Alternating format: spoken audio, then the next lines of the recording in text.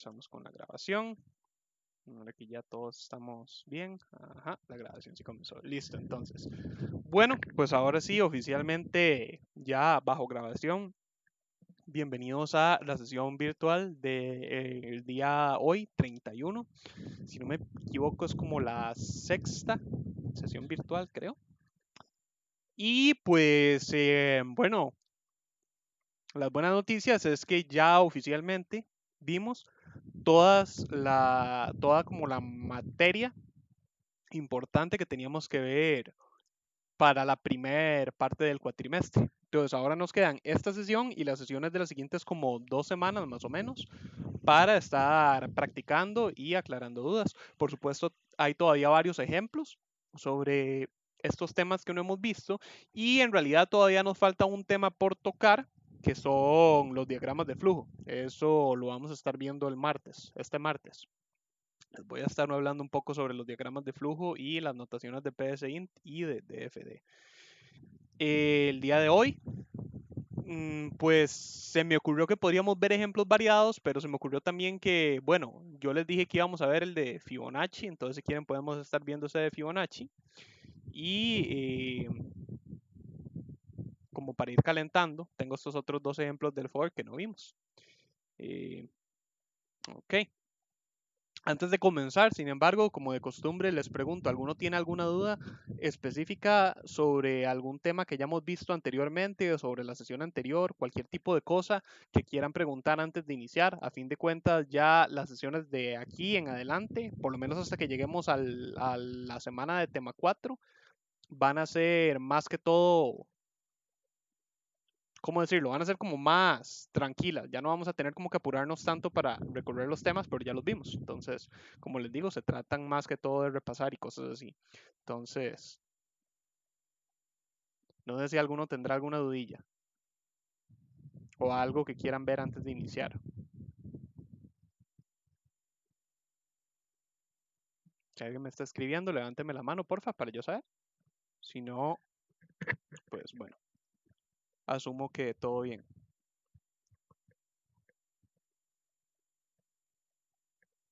Ok. Entonces, me parece que podemos ir comenzando. Ok. Entonces, tenemos el for de potencias.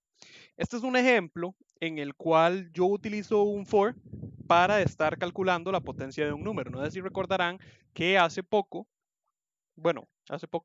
hace unas sesiones atrás, vimos un ejemplo en el cual yo calculaba las potencias de un número utilizando un bucle, creo que era el while, si no me equivoco.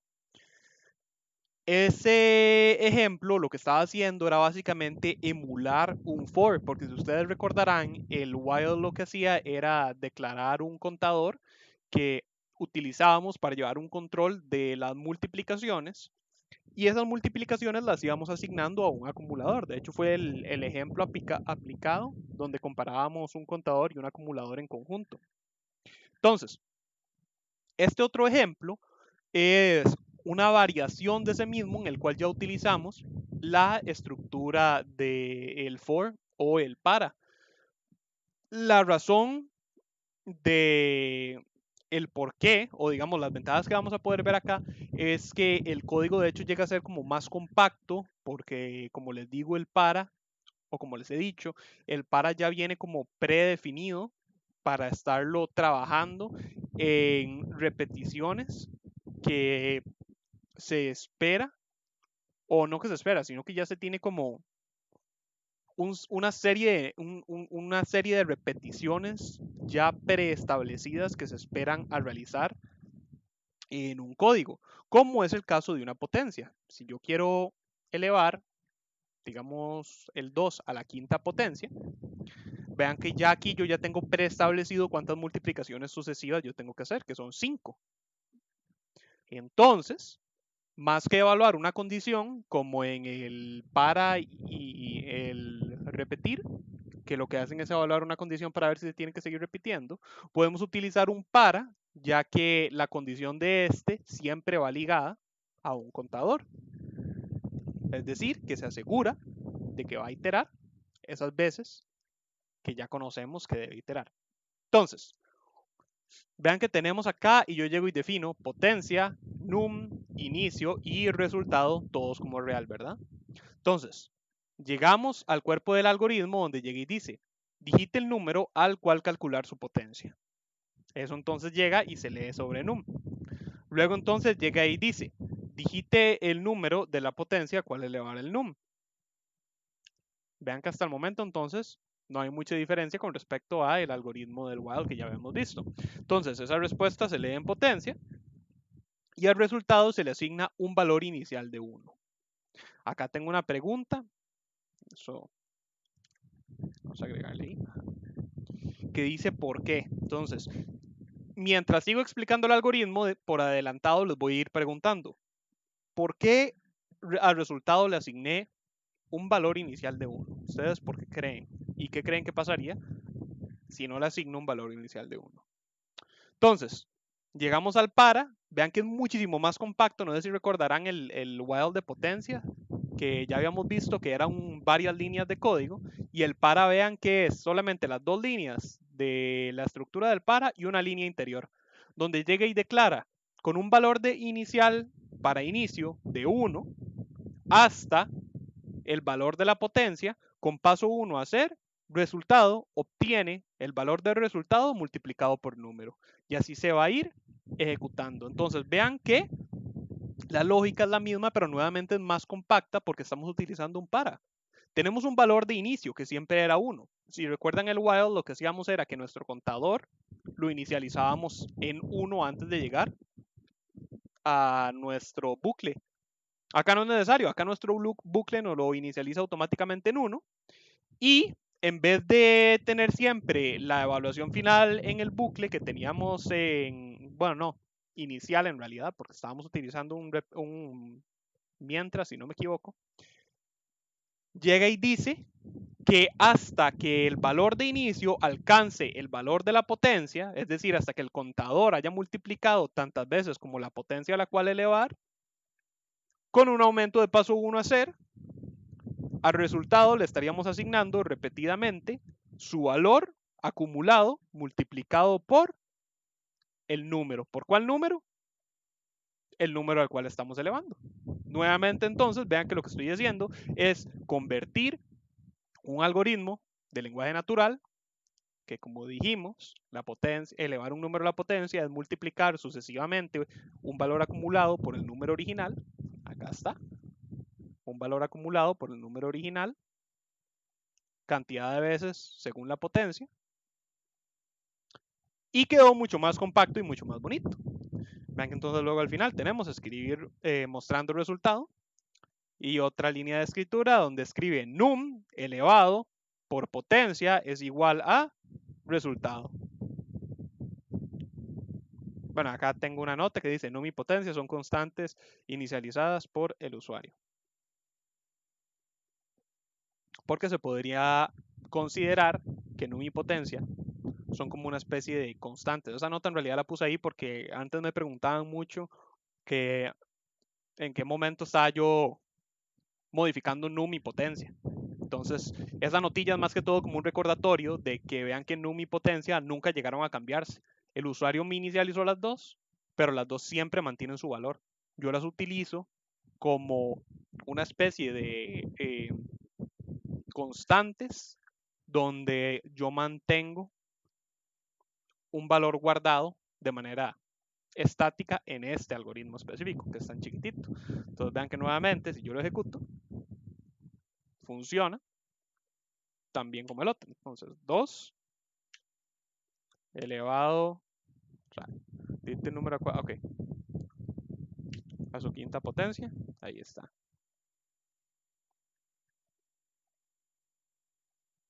No sé, 3 elevado a la cuarta potencia, ahí está.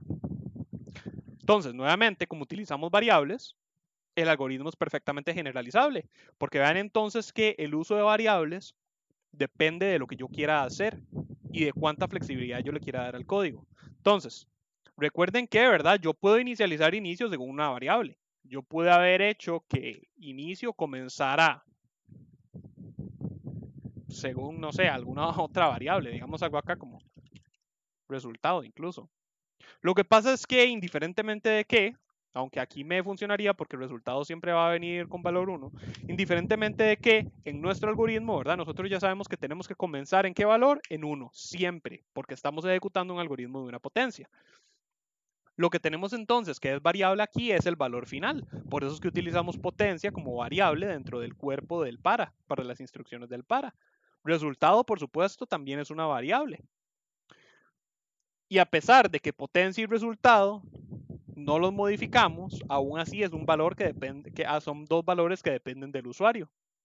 Entonces, nuevamente, uso de variables para controlar cualquier posible, valga la redundancia, variable en la ejecución de un programa.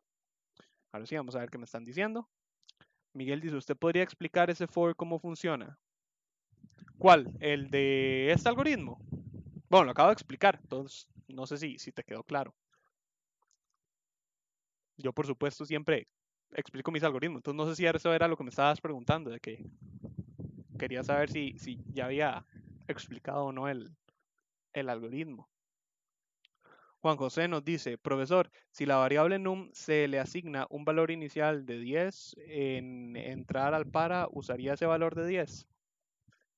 Sí, pero ojo que num no. Ok, sí. Ojo que num no es el contador del para, ¿verdad? El contador del para es inicio, ¿verdad? Vean que inicio lo que va haciendo es que va contando cuántas veces he multiplicado yo. Si digamos, volvemos al ejemplo donde yo estaba elevando 2 a la quinta potencia, ¿qué es lo que hay que hacer para elevar un número a la quinta potencia? Como el 2. Si yo quiero calcular esto, yo lo que tengo que hacer es esto, 1, 2, 3, 4 y 5, ¿cierto? Tengo que multiplicar el 2 5 veces. Entonces, ese contador lo que hace es contar cuántas veces he iterado yo en este bucle, que en este caso específico es básicamente lo mismo que lo que yo hago acá.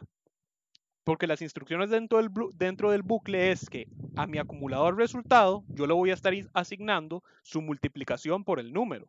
Entonces, inicio, me iría contando 1, 2, 3, 4 y 5. Cuando llega a 5, significa que ya alcanzó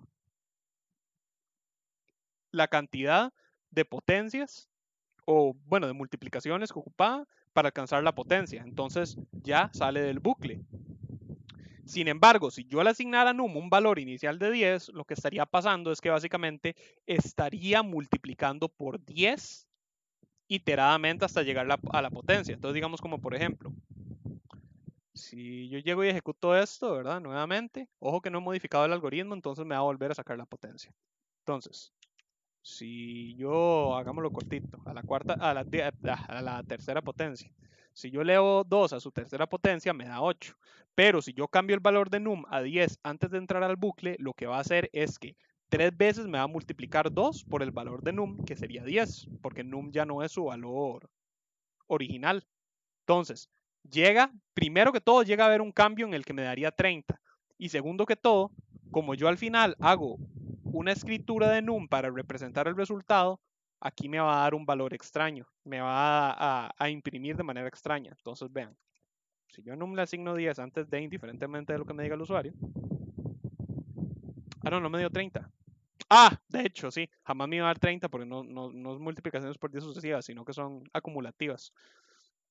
Vean que de hecho me dio 1000, porque lo que estaría haciendo es, digamos, agarrar el resultado que originalmente comienza en 1 y lo empieza a multiplicar sucesivamente por 10. Entonces tenemos primera multiplicación por 10 me da 10, segunda me da 100 y tercera me da 1000. Guarda el valor en el resultado y al final lo que me dice es que 10 elevado a la tercera potencia es 1000. A fin de cuentas, básicamente el resultado estuvo bien. Lo que pasa es que de ahí no era lo que el usuario quería, porque le desbaraté ahí los valores. A ver, Juan José nos continúa diciendo, me explico, si num tiene valor de 10, cuando el resultado obtiene el resultado multiplicado por num, sería por 10. Sí, exactamente, digamos, sería como lo acabamos de hacer. Estaríamos desordenando básicamente los valores, porque num tiene que tener el valor que el usuario me dio para que mi algoritmo funcione. Es igual que el resultado tiene que comenzar en valor 1, les voy a decir por qué. Tiene que comenzar en valor 1 porque es el valor inicial de la cuenta en una potencia. Todo número elevado a 0 da 1. Y tenemos que en la cuenta de potencias de multiplicaciones sucesivas, vean que el valor inicial del 2 es la primera multiplicación. Si digamos es 2 elevado a la 5, vean que yo hago 1, 2, 3, 4, 5 veces. Podríamos decir que esto es como esto, como si tuviéramos un paso oculto en todo proceso de elevar una potencia, en todo algoritmo de elevar una potencia, donde comenzamos con 1 y luego multiplicamos potencia cantidad de veces el número original. Entonces, vean que por ejemplo, si yo cambio el resultado a 10, también se me desordena el resultado porque yo estoy comenzando aquí desde 10 en vez de desde 1. Igual, si yo cambio potencia, esto va a cambiar, porque si yo cambio potencia, estaría cambiando el número al cual estoy elevando la potencia. Entonces, digamos, si pongo 10, ahora me va a elevar 2 a la décima potencia en vez de la tercera. Vamos a ver, Andrea nos dice, profe, ¿cómo trabaja el algoritmo si en potencia se le asigna 0? Eso es un detalle muy, muy interesante. ¿Qué creen ustedes que ocurriría si yo le asigno a potencia 0? Vean, digamos, la lógica, practiquen la lógica del algoritmo, analícenlo acá un poco y traten de considerar qué ocurre según la lógica del algoritmo y la lógica aritmética, qué ocurre si al resultado yo, no, potencia me dijiste. Bueno, también, analícenlo. Me parecía más bonito el resultado, pero con potencia también ocurriría algo interesante, de hecho. ¿Qué creen ustedes si yo le paso por encima de potencia y le pongo 0? Vamos a ver. Ahorita vuelvo con vos, Andrea. Si nadie me responde, yo les digo. Pero igual me gustaría que intenten pensarlo. Voy a minimizar esto para que analicen el algoritmo. Jorge nos dice, profesor, ¿el perfil que está usando lo obliga a iniciar las variables? No, no me obliga a hacerlo. Es buena idea inicializar variables para que no haya ningún error. Pero ve que, por ejemplo, yo acá aquí, potencia, num, bla, bla, y todos estos, no tuve una sección de inicializaciones, sino que las inicialicé por aparte. Sin embargo, ¿verdad? Por supuesto, igual PSIN te va a tirar un error si intentas referenciar una variable no inicializada. Por eso es que es buena idea inicializarlas. Entonces, no sé si lo que me estabas preguntando era que si se podía trabajar con valores basura en una variable. No, eso no se puede. Si vos intentas referenciar una variable no inicializada, te tira un error. Juan José nos continúa diciendo, por ejemplo, eso se usaría para multiplicarlo por un porcentaje fijo, ejemplo un 5%. ¿Qué cosa? Yo aquí no estoy trabajando con porcentajes, ¿verdad? Yo aquí estoy trabajando con potencias. Los porcentajes pues son otra cosa. Para sacar un porcentaje tenés que calcular el porcentaje. Y usualmente digamos es como el número multiplicado por el porcentaje. Jorge nos dice, ok, gracias, con muchísimo gusto, Jorge. Ok, alguien entonces, con la duda que nos hizo Andrea, ¿qué pasa si potencia es 0? ¿Qué opinan ustedes que ocurriría? Ojo la lógica, ¿verdad? De hecho que lo podemos, ni siquiera tenemos que modificar el algoritmo, porque yo le puedo contestar a psint. Yo le pongo 2 y le digo que lo eleve a 0. ¿Qué va a ocurrir acá? Véanlo acá. Yo le contesto 0, lee potencia 0. Al resultado le asigna valor 1. Tenemos que entonces, cuando lleguemos acá, va a ser para inicio con un valor de 1 hasta potencia 0 con paso 1 a hacer. Y vamos a ver qué ocurre. Vamos a ver. Jorge nos dice, debería dar error porque el valor inicial es mayor que el hasta.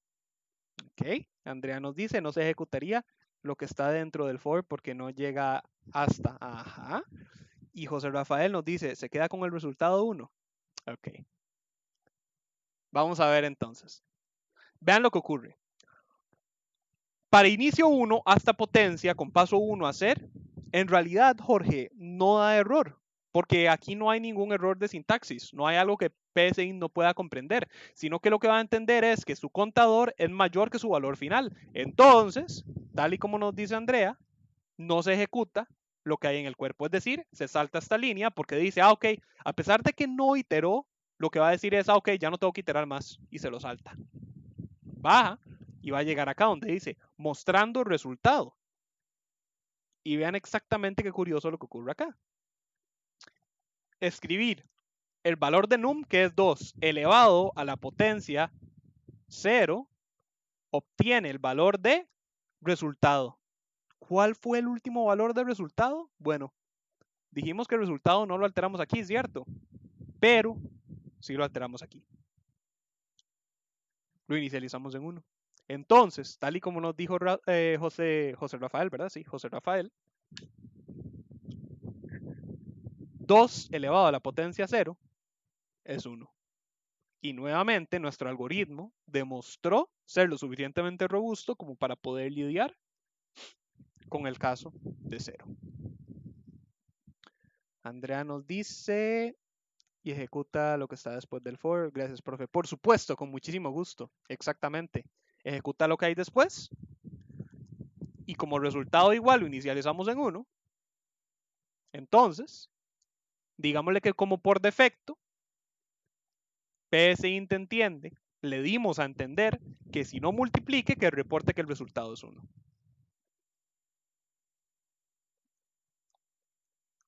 Detalle curioso. ¿Qué pasa? ¿Qué creen ustedes que pasa si yo pongo esto? Menos 1. Juan José nos dice, es porque todo número elevado a 0 siempre da 1. Usa la misma lógica de operaciones, exactamente. Pero ojo que yo programé esa lógica, ¿verdad? La razón por la que les digo eso, ¿verdad? No es como para que digan, ah, sí, qué chiva, el programó la lógica. No. Se los digo para que recuerden, porque muchas veces ocurre eso. Muchas veces las personas que están comenzando a programar se confunden porque no están acostumbrados a hablar con una computadora que uno necesita especificarle todo y creen que, o no creen, sino que uno ya viene como ¿cómo decirlo?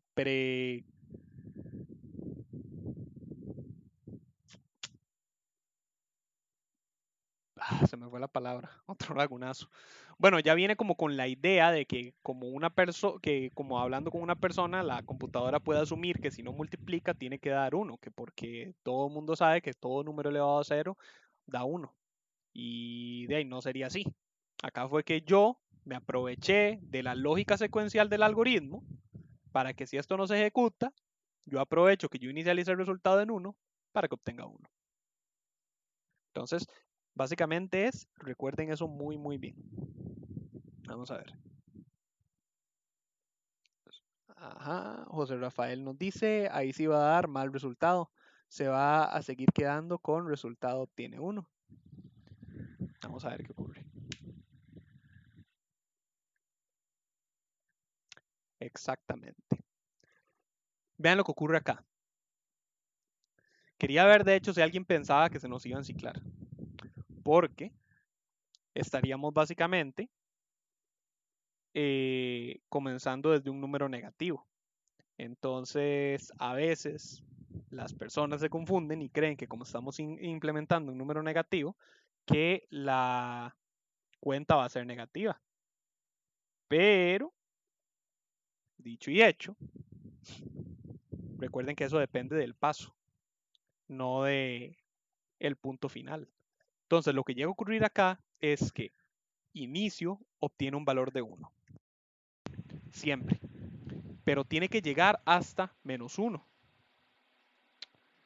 Con paso 1. En realidad, de hecho, si ustedes lo piensan bajo esa lógica, se podría enciclar, de hecho, en un lenguaje de computación, digámosle, real, por así decirlo, si ustedes pusieran o programaran una lógica como esa, donde ustedes comienzan desde un valor positivo, con un aumento positivo, hasta un punto negativo, sí se les enciclaría. Porque básicamente ustedes van a estar aumentando al lado derecho de Z o al lado positivo de Z, mientras que la computadora está esperando tratar de llegar a un punto negativo o del lado de izquierda. Es decir, básicamente es como que ustedes traten de alcanzar un punto al lado, sí, lo acabo de decir, un punto al lado izquierdo moviéndose al lado derecho. No puede ocurrir. O que ustedes intenten bajar subiendo. Entonces, normalmente deberían ciclarse. Les digo eso para que comprendan que eso les puede llegar a ocurrir cuando lleguen a intro y empiezan a programar en C++. Pero PSInt resulta ser que es un poquillo como que alcahueta. Entonces, cuando PSInt detecta ese tipo de condiciones en el for, él lo que hace es ignorarlo. Entonces, vean que dicho y hecho, lo que hizo fue nada más que no ejecutó el bucle. Yo puedo poner cualquier valor negativo e igual va a ocurrir. ¿Sí entendieron lo que acabo de intentar explicar? De que sí se podría, de por qué se podría explicar si no estuviéramos en ciclar, perdón, si no estuviéramos en PC. Por si acaso, esa es otra. Si no conocen el término enciclar significa básicamente como bucle infinito. Como que se queda pegado en el mismo bucle eternamente.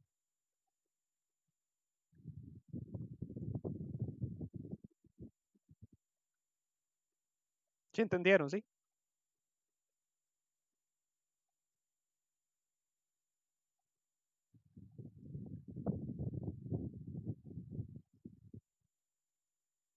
Bueno, nadie me está diciendo nada, entonces voy a asumir que sí. O que alguien me está escribiendo, entonces en cuyo caso aprovecho para decir, ¿alguien quedó con alguna duda o si entendieron todo bien? José Rafael me dice que bien. Ok.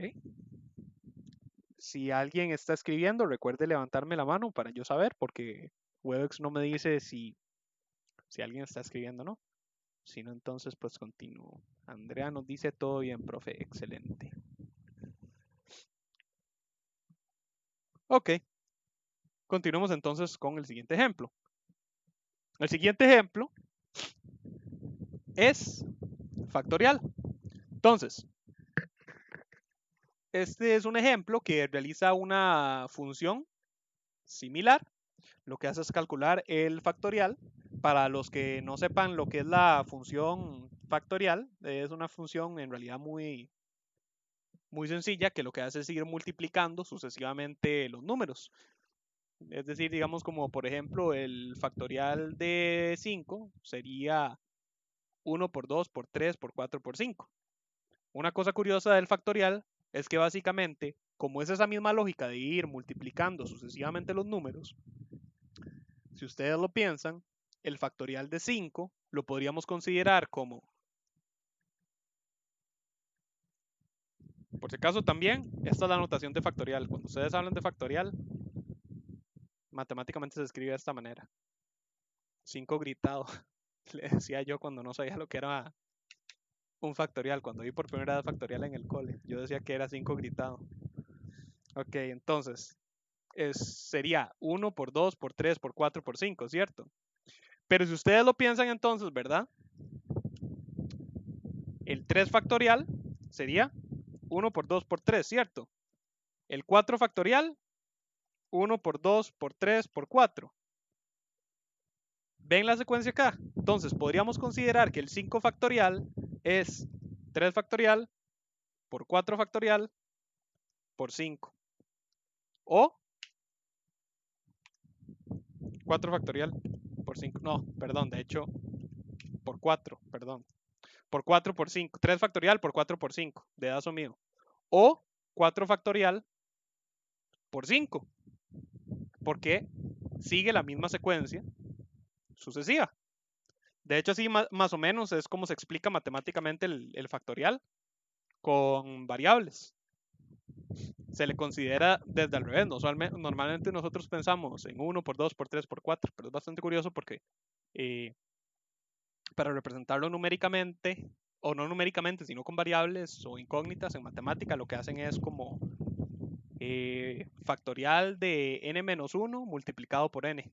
Y así es como representan el factorial.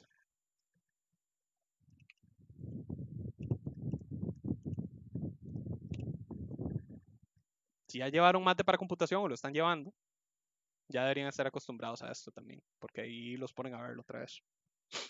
Pero bueno, eso nada más fue un repasillo corto por si acaso de casualidad alguien no sabía lo que era factorial, que perfectamente puede pasar y no es malo.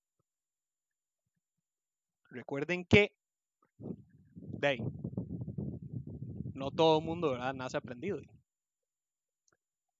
Siempre puede haber así como huequillos en el conocimiento. Por ahí decían, como para dar un ejemplillo ahí, por ahí decían que el sentido común no existe, porque a fin de cuentas, el sentido común lo que es como el aprendizaje social. Y si uno viene de una diferente cultura, entonces significa que uno no tiene sentido común o sencillamente que el sentido común de uno es diferente al de los otros. Pero bueno, tangente. Comencemos con el ejemplo. Tenemos una declaración, ¿verdad? Entonces, definimos factorial, inicio y num, todos como números reales. Bueno, variables reales. Entonces, luego tenemos que en las inicializaciones yo llego e inicializo factorial en 1. Venga acá, llego y pregunto, ¿por qué en 1? ¿Por qué no en 0? Vayan meditando eso. Ok. Tenemos entonces el cuerpo del algoritmo, donde yo llego y escribo, digite el número al cual calcular su factorial. La respuesta se lee en número.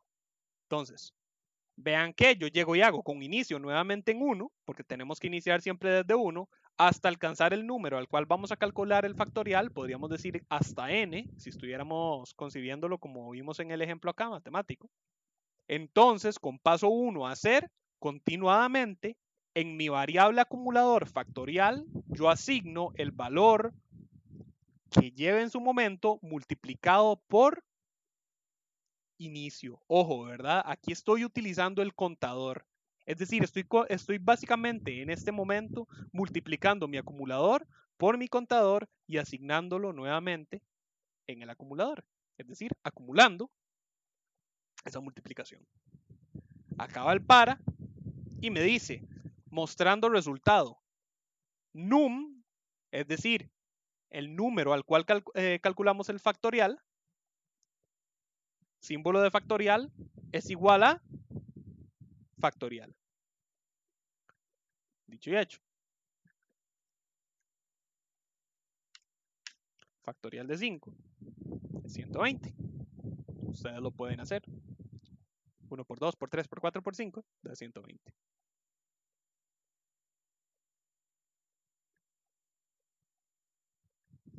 Vamos a ver, de hecho. Esperemos no se me vuelva loca porque mi computadora se le glitchea el asunto de la calculadora. Por eso es que he estado como ahí está.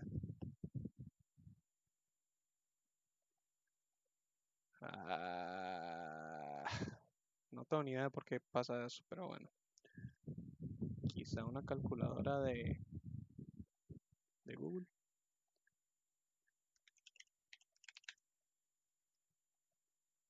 Uno por 2, por 3, por 4, por 5.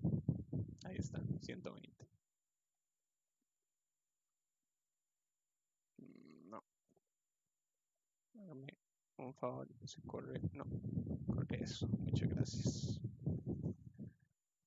Okay.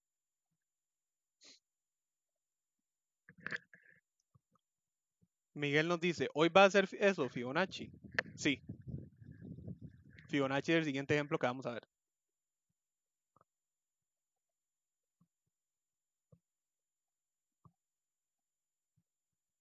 ¿Qué tal vamos con este, con el de factorial?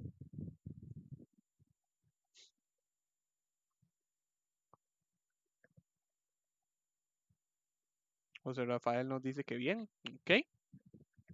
Todavía no me han contestado.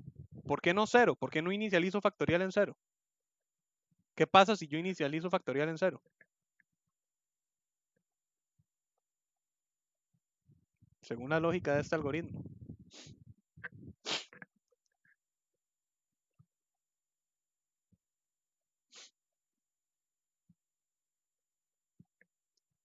José Rafael nos dice, porque 0 absorbe todos los productos y el resultado se mantiene en 0. Exactamente. Jorge también nos dice, porque es un producto y daría 0. Exactamente. Estaríamos continuadamente multiplicando por 0. Entonces, no nos daría nunca el resultado. De la misma manera, ¿qué pasa acá si yo le digo que 1? Que me calcule el factorial de 1.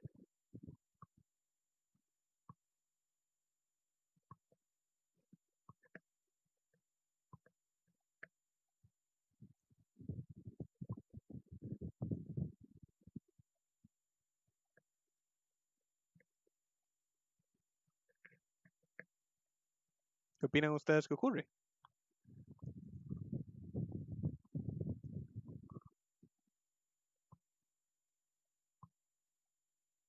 Jorge nos dice que daría 1. Ajá, ¿pero por qué? Nos dice José Rafael, se queda en 1 y Angie nos dice también que da 1.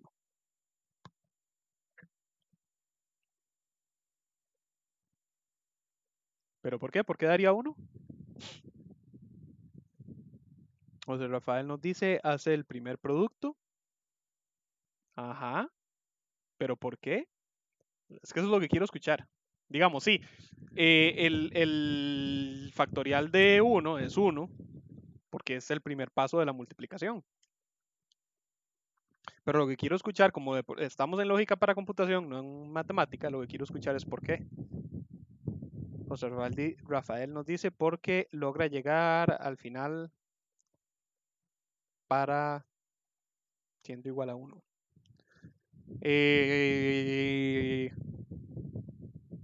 Hasta 1, exactamente. Sí, ok, sí. Exactamente. Y Jorge nos dice porque factorial inicia en 1 y el primer paso es 1, o sea, 1 por 1. Sí. Bueno, sí. José nos dice, básicamente solo se multiplica por el mismo y hace la primera función hasta 1. Y Andrea nos dice como 1 es igual a 1, pasa la instrucción después del for. Ok.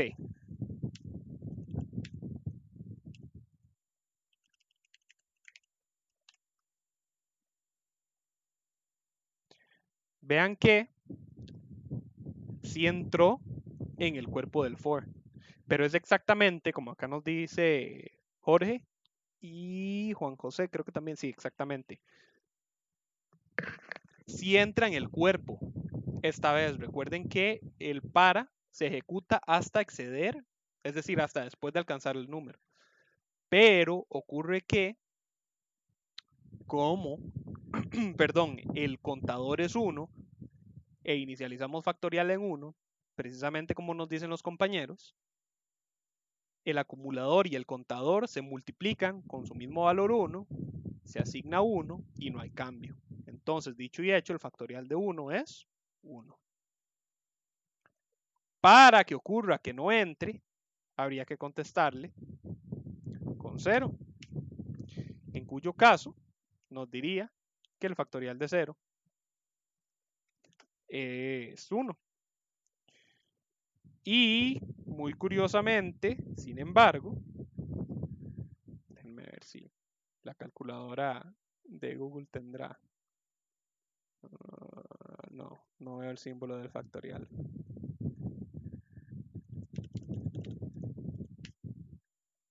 Ahí está. El factorial de 0, curiosamente, es 1. Es una excepción en la función de factorial. Entonces, el algoritmo funciona incluso para esa excepción. El único caso donde sí habría, entre comillas, errores, porque igual se ejecuta, nada más que ocurre lo mismo que en el pasado, es si yo calculo el factorial de un negativo. Pero para eso nosotros tendríamos que estar lidiando con ese detalle. ¿Ok? Ok. Vamos entonces con Fibonacci. Esto me recuerda, no hemos visto los ejemplos de las excepciones. Recuérdenme, ¿cuándo podría mostrarles eso? Se me ocurre que quizá de hoy en 8, porque el martes vamos a estar viendo, o del martes en 8. Se me ocurre que el martes veamos los, ¿cómo se llama esto? Los diagramas y podríamos... Ahí veo, ahí veo, ahí veo. No lo voy a hacer perder tiempo. Ok, entonces, ahora sí, el famoso algoritmo de ejemplo de Fibonacci. Este es un poquito más complejo.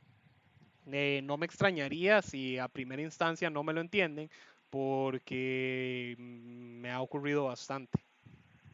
Entonces, en este voy a definir las variables solamente como con valores numéricos, casi todas, porque en realidad no, ¿cómo decirlo? Son como incógnitas, casi que los uso de esa manera, no tienen como un nombre muy específico. Entonces, vean que yo llego y defino, ponemos esto en mayúscula, A, B, C e I, y luego final es la única que tiene como un nombre explícito, todos como enteros. Antes de iniciar, me acabo de dar cuenta que no les he explicado lo que es Fibonacci. Aunque la semana pasada les di un adelantillo, pero igual, siempre antes de, por si acaso. No sé si todos los que están aquí estuvieron la sesión pasada. Fibonacci,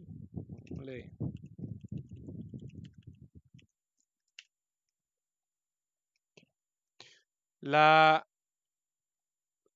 secuencia de Fibonacci, su sección Fibonacci, es una función donde cada número en la función se calcula según la suma del número actual con el anterior.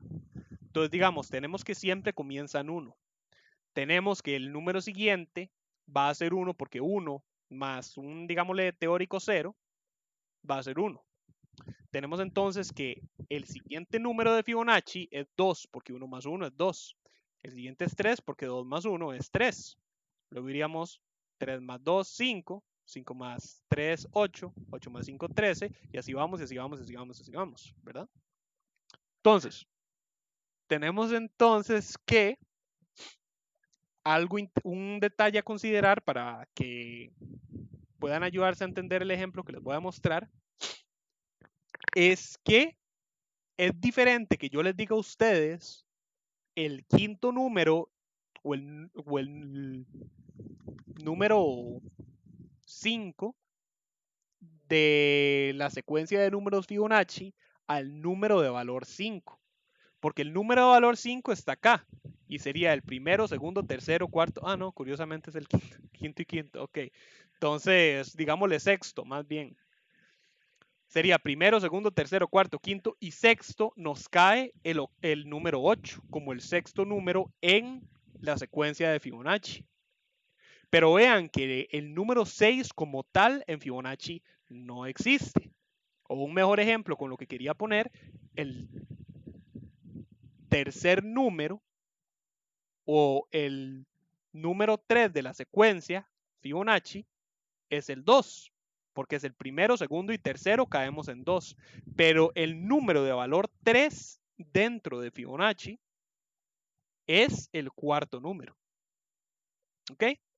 Yo sé que quizá eso no suena así como muy deslumbrante y quizá en este momento ustedes me digan que es muy obvio, pero la razón por la cual comienzo explicándolo es porque mi algoritmo que estoy a punto de mostrarles depende de esa lógica. ¿Ok? Entonces es como para que lo tengan presente. ¿Ok? Entonces, continuamos donde quedamos. Tenemos que C lo inicializo en 1, B lo inicializo en 0 y A lo inicializo en 0. ¿Ok? Para darles una idea de cómo van a estar funcionando las variables, bueno, acá les tenía las notas, digámosle. Van a estar funcionando como depósitos de los diferentes números. Por ejemplo, haciendo un pequeño adelanto acá, la suma de A y C nos va a estar mostrando el valor actual en la secuencia. B nos va a estar representando un depósito temporal como para que a la computadora no se le olvide dónde o cuál es el número con el cual estábamos trabajando. C es una actualización del valor actual que tenemos en la secuencia para que lo esté recordando en la siguiente iteración de la secuencia. Y A va a estar llevando el valor previo. Entonces, volvamos un momento a la secuencia mostrada acá en Fibonacci. Ya les expliqué cómo funciona, pero recordemos que traducir una, ¿cómo decirlo?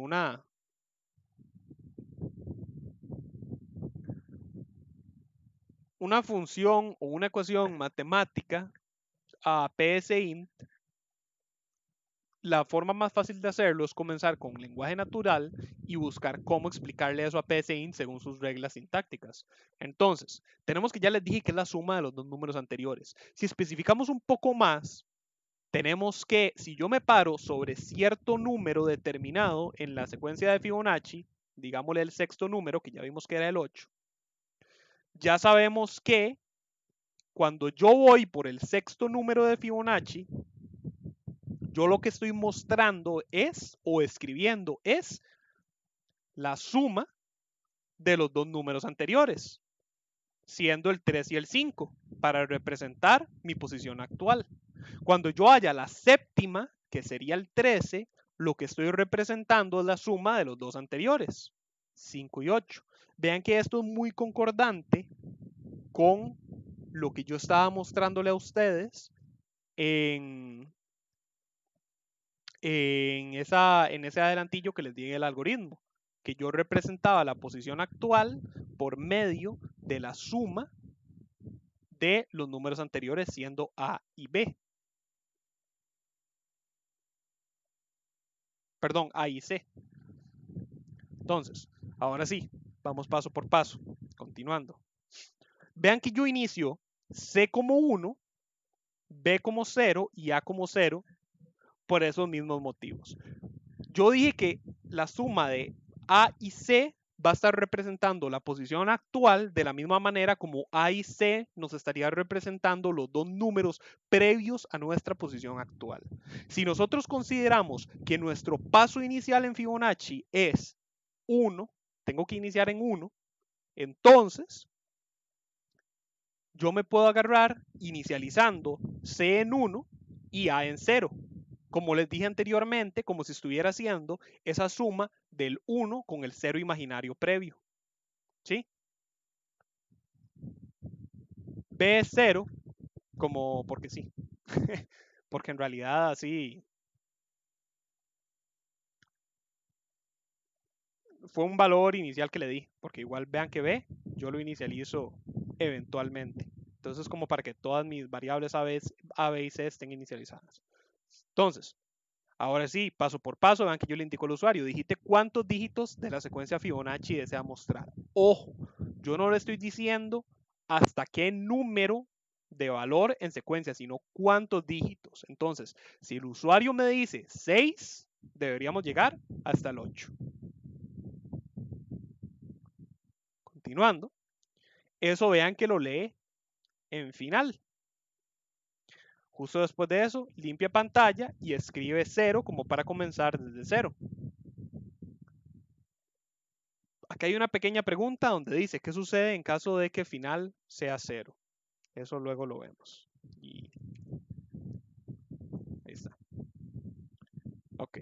Entonces, vean que comienza con i. Vean que entonces la variable i, que no inicializa acá, es el contador del para, hasta el valor de final menos 2, con paso 1, hacer. Esta es otra buena pregunta que de hecho no sé por qué saca de seguro que yo la tenía anotada. ¿Por qué menos 2? Vamos a ponerla.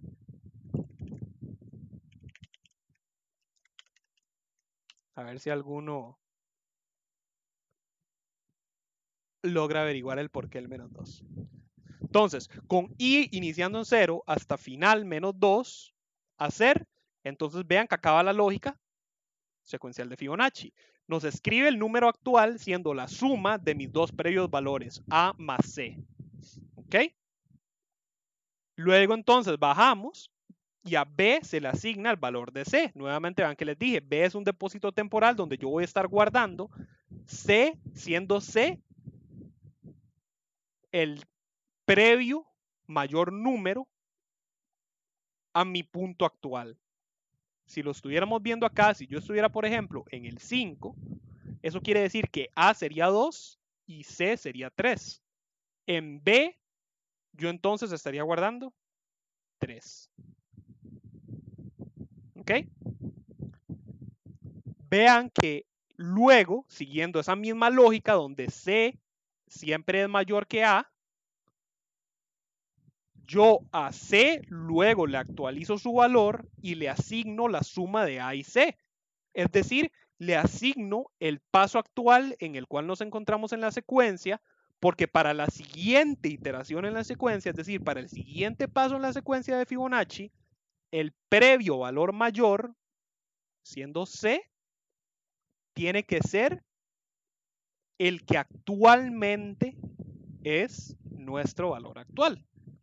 Viéndolo acá, si yo estuviera en 5, para el siguiente paso, ¿verdad? Bueno, tenemos que 5 es la suma de A y de C, ¿cierto? Tenemos que entonces, en B yo guardé el valor de 3. Tenemos que para el siguiente paso yo necesito sumar estos valores. Entonces, cuando yo llegue al siguiente paso, mostrando la suma de mis dos previos valores, yo necesito que C tenga un nuevo valor actualizado, porque recuerden que C, cuando estábamos en 5, tenía el valor de 3. Entonces, yo le asigno el valor de la suma para que la siguiente suma a mostrar sea la siguiente en la secuencia. Eso es justamente lo que ocurre acá. A C le asigno la actualización del valor actual, siendo A y C. Ojo que la escritura yo le hice al principio, ¿verdad? Por eso no importa que yo modifique todos estos valores. Recuerden la lógica secuencial del algoritmo. Yo mostré el valor actual y luego me puse a modificar los valores. No al revés, porque si no ahí sí se nos desordena el algoritmo. Y tenemos que como último paso a A yo le necesito actualizar el nuevo valor previo, que es sencillamente B. Entonces vean que B me funcionó como un puente, por eso es como un depósito temporal. A B yo le asigno el valor de C, porque en esta posición actual C es el valor previo mayor. ¿Sí? Nuevamente volviendo acá, C es 3. Pero cuando yo llegue a 8, 3 ya no va a ser el valor previo mayor, porque tenemos dos valores previos y ahora el valor previo mayor es 5. Eso quiere decir que ahora A obtiene el valor que antes tenía C y C obtiene el valor que antes tenía la suma de A más C, y 8 es la suma de los nuevos A y C. Y B es como una variable oculta interna. Vean que yo nunca escribo B, nunca reporto B. B yo lo uso para que psint me pueda recordar un valor que luego voy a asignar a A. Por eso es como una variable puente, por así decirlo. Vean que no hay más escrituras, el algoritmo acaba ahí porque teóricamente por cada iteración, vean que no funciona como los ejemplos que acabamos de ver, que los ejemplos que acabamos de ver iteraba trabajando el cálculo y al final me lo reportaba, ¿verdad? Acá no, vean que acá yo como voy escribiendo una sucesión, entonces voy escribiendo una secuencia, entonces psint me va escribiendo los valores actualizados hasta llegar al punto al cual necesita llegar. Dicho y hecho, entonces, vean que si yo ejecuto esto, yo pongo, por ejemplo, no, porque 5 vamos a llegar a 5, el sexto valor. Ahí está. Me comenzó desde 0, 1, 2, 3, 5 y 8. Si yo quiero modificar la secuencia para que sea igual que esta de acá, es que a veces la ponen desde 0. No hay ninguna representación acá desde 0.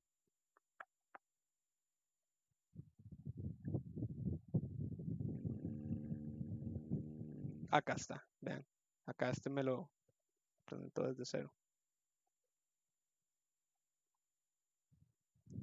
Yo igual puedo modificar esto para que empiece desde ese uno previo, por así decirlo. Yo guardámoslo así.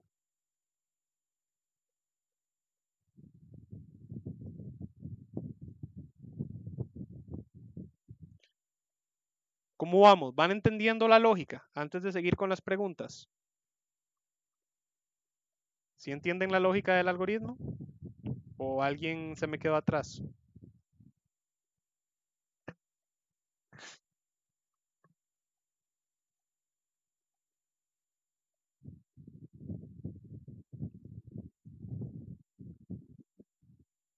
Esta sería la primera vez, si todos me entienden, ¿verdad? Sería la primera vez que todos entienden la lógica de este algoritmo de primera entrada, porque vieran que de verdad, por lo general, no me entienden. Entonces, si alguien tiene como miedillo de preguntar, de verdad que no les den miedo. Recuerden que para eso están mis sesiones. Angie me dice, yo no entiendo mucho lo de la variable puente. Ok. Recordá, Angie, ¿verdad? Que la manera en la cual funciona Fibonacci, por lo menos en iteración, porque yo les dije, existen algoritmos de Fibonacci en código, pero usualmente se utilizan para ejemplificar recursividad, no iteración. Pero en este caso de iteración, yo lo que necesito es ir actualizando mis valores constantemente, ¿cierto? Como les dije acá, si vemos esta secuencia, el número actual es la suma de los dos previos, ¿sí? De la misma manera, los dos previos van a ir avanzando, van a ir como arrastrándose a lo largo de la secuencia junto con el actual, porque cuando yo me muevo a 13, digamos en 8, mis dos números previos son 3 y 5, pero cuando yo me muevo a 13, mis dos números previos son 5 y 8. Es decir, 8 antes era el actual, pero ahora pasa a ser mi previo mayor, podríamos conseguirlo de esa manera. Y 5, que antes era mi previo mayor, ahora es mi previo menor. Y 3, que antes era mi previo menor, ya no es nada. 3 no existe. La cosa es que psint, yo no puedo, digámosle, decirle implícitamente que él recuerde un valor. Yo tengo que decírselo de manera explícita. Entonces, por ejemplo, ve que si yo no hago esta asignación, si yo no utilizo b, vamos a ver esto, pero me va a tirar error. Si yo no utilizo b y yo quito esto, yo tengo que ver cómo hago para que C, obtenga la suma de A y de C, ¿cierto? Entonces, si yo hago primero la asignación de la suma, tenemos que C pierde su valor anterior. Es decir, si estuviéramos en el caso de 8 pasando a 13, C se convierte en 8, es decir, C avanza de acá hasta acá. A todavía me quedó en 3. Pero yo necesito que A ahora me avance a 5 para que cuando yo sume a A y a C me dé 13. Porque si yo sumo A y C como están en este momento, lo que me va a dar es 11, no 13. ¿Cierto? Entonces, yo necesito que que A obtenga el valor que antes tenía C. Porque recuerda que mis tres valores, o podríamos decirle punteros, ¿verdad? Mis tres punteros, el actual, el anterior mayor y el anterior menor, tienen que ir avanzando en conjunto. Pero cuando yo llego acá, yo ya no le puedo asignar a A el valor de C, porque si yo le asigno a A el valor de C, va a ocurrir que los dos van a tener la suma de A más C. Más aún, en realidad no obtienen, no, sí, quedan pegados entonces en el mismo valor de lo que era el valor actual de la secuencia previa. Entonces ya no podríamos estar avanzando a lo largo de Fibonacci de la manera correcta, porque yo ya borré el valor que C tenía actualmente, porque A necesita obtener el valor de C antes de ser actualizado. Por otro lado, si yo cambio entonces esa secuencia de instrucciones y yo hago que más bien primero a A le asigno C, ok, ya salvé a A. ya obtiene el valor de C en esta suma. Pero luego resulta ser que C necesita obtener el valor de la suma previa. Entonces, cuando yo trato de asignarle a C el valor de la suma previa, ya no puedo, porque yo ya cambié A. Entonces, esta suma ya no me va a dar lo mismo que esto, sino que me va a dar como si yo hubiera hecho esto, C más C, porque A ya obtuvo el valor actualizado de C. ¿Qué quiere decir eso? Que yo no puedo actualizar C antes de haber actualizado A. Y yo no puedo actualizar A antes de haber actualizado C. ¿Qué es lo que necesito entonces? Yo necesito otra posición en memoria, por así decirlo, otra variable en la cual guardar temporalmente un valor para que no se me pierda y poder actualizarlo después. Por eso es como si B fuera una variable puente, porque ve que acá, como estábamos originalmente, yo uso B como un puente o un depósito temporal para estar moviendo ese valor. Entonces, si tenemos que estamos en el punto de la secuencia de A más C, antes de yo comenzar a hacer las actualizaciones, yo lo que hago es que yo guardo temporalmente el valor de C en B. Entonces el valor de C me queda protegido en B.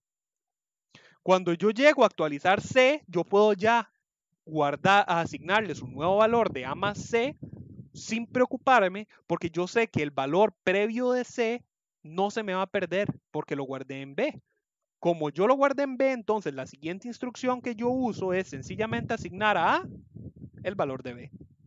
Ve que entonces es como un puente. Alternativamente yo podría hacerlo al revés. Yo podría más bien asignar en B el valor de A y lo que hago es que modifico el valor de A primero asignándole C y lo que hago es que a C le asigno la suma de B y de C. Entonces ve que ahora hice básicamente lo mismo, pero ahora B me funcionó de puente para C en vez de A.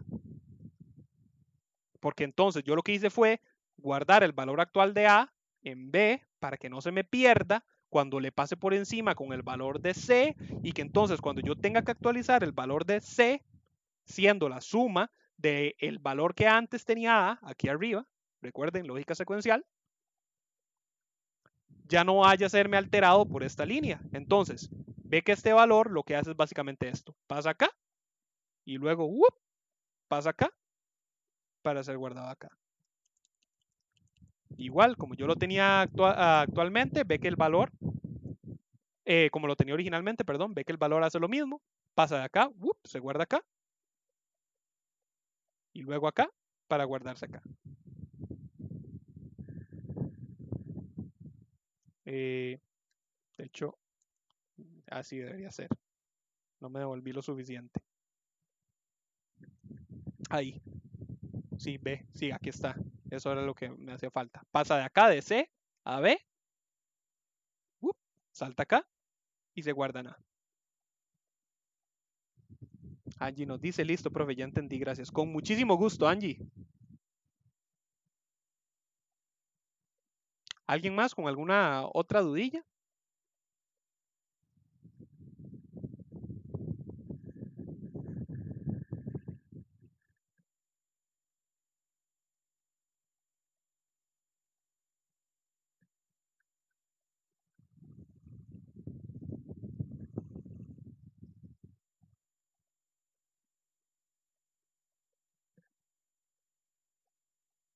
Es la primera vez. Yo venía preparado para un montón de dudas para este algoritmo. Es la primera vez que lo agarran tan rápido. Bueno, no sé si alguien está escribiendo.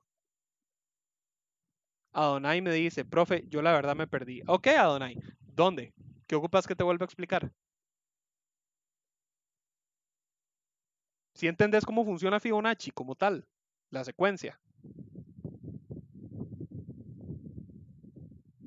O ocupas que empiece así como desde el puro principio. O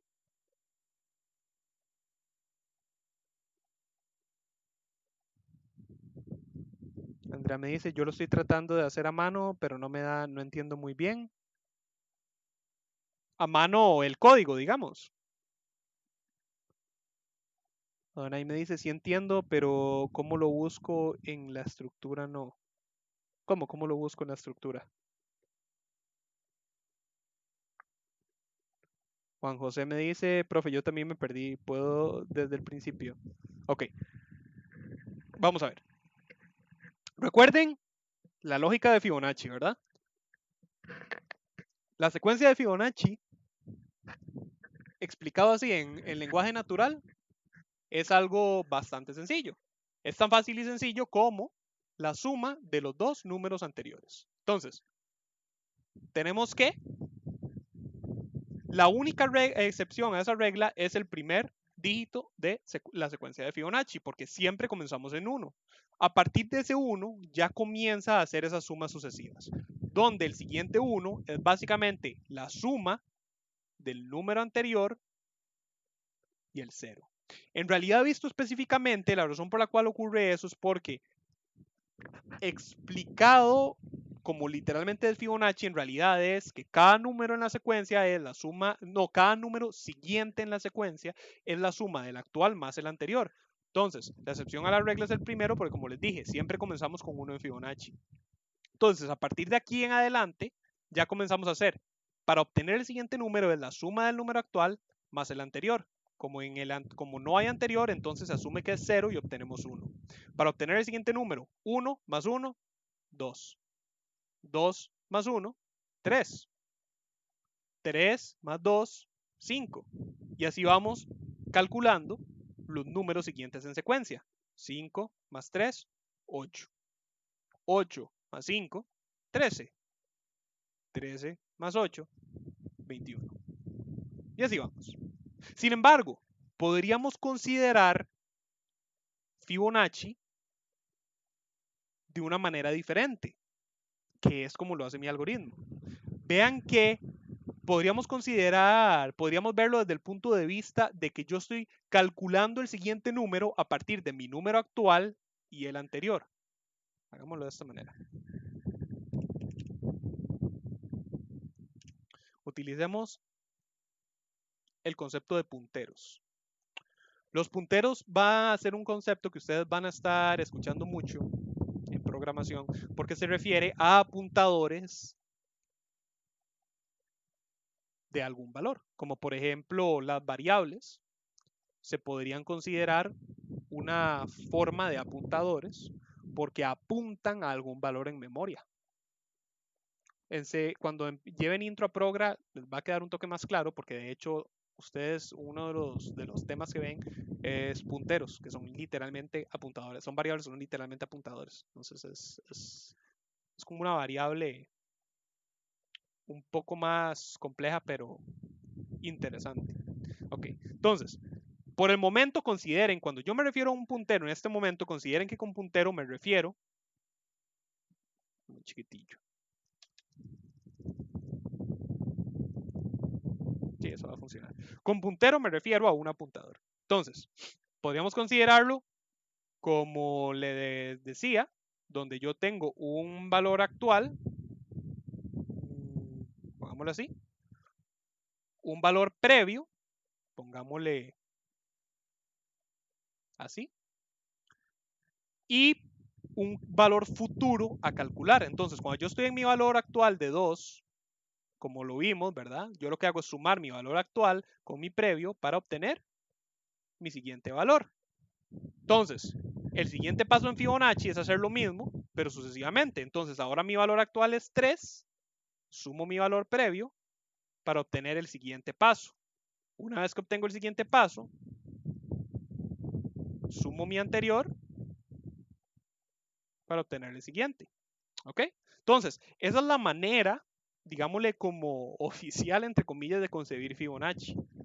Pero lo podríamos considerar de otra forma, donde yo llego y digo, ok, comienzo en 1, como siempre. Pero yo puedo considerar, en vez de calcular mi valor futuro, consideremos que la suma de mis dos valores previos es mi valor siguiente. Porque vean que si yo me paro, por ejemplo, en 34, ese es ahora mi valor actual.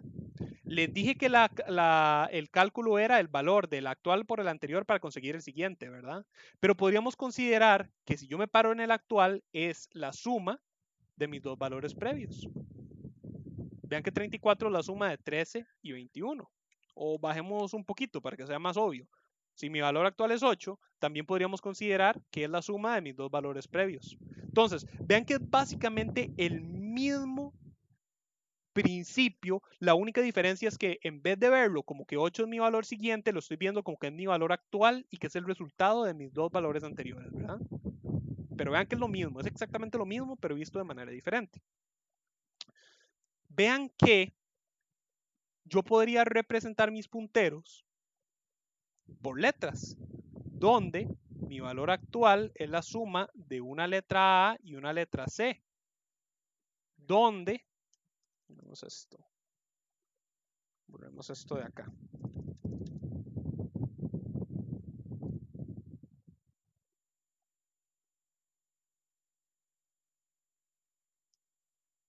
Okay. No.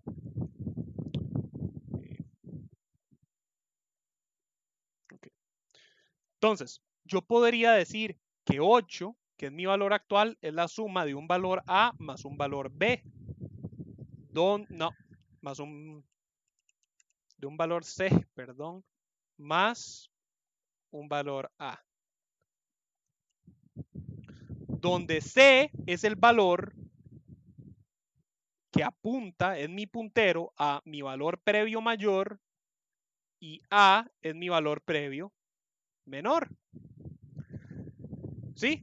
Entonces aquí A es 3, C es 5. Tenemos que para yo avanzar a mi siguiente número, entonces yo tengo que hacer una suma con dos nuevos valores de A y de C. ¿Qué quiere decir? Que para que A más C puedan avanzar a este paso, para que yo pueda hacer esto, primero yo necesito hacer que C se me mueva a 8 y yo necesito hacer que A se me mueva a 5. ¿Qué hago yo entonces? Hago lo siguiente. Una vez que ya expresé esto, yo paso a mover C acá. Pero como les dije anteriormente, recuerden que PSINS funciona con variables. Entonces, yo no puedo sencillamente mover de A de 3 a 5. Porque podríamos considerar que sin C, A es como ciego, entonces no tiene cómo avanzar. Necesitamos indicarle de alguna manera cómo avanzar. Ocupamos a alguien que le diga a dónde, porque ahora yo nada más tengo los valores de A y de C. Entonces yo A le asigno C tal y como está, lo que obtiene es 8 y nos quedamos aquí pegados. La próxima suma que yo haga no va a dar 13, sino que va a quedar en 16, porque 8 más 8 es 16 y vean que no existe el 16 en Fibonacci. Si por otro lado yo A le asigno C, el valor de C antes de avanzar, igual nos quedamos aquí pegados, porque ahora tenemos que A y C quedan en 5. Y cuando yo haga esta suma,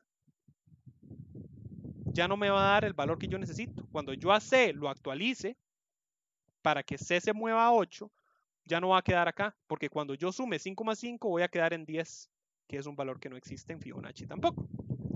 Entonces, ¿qué necesito hacer yo? Yo necesito una variable puente, o podríamos decir que es una variable guía, es como el perro guía del pobre ciego A, que va a estar aquí escondido.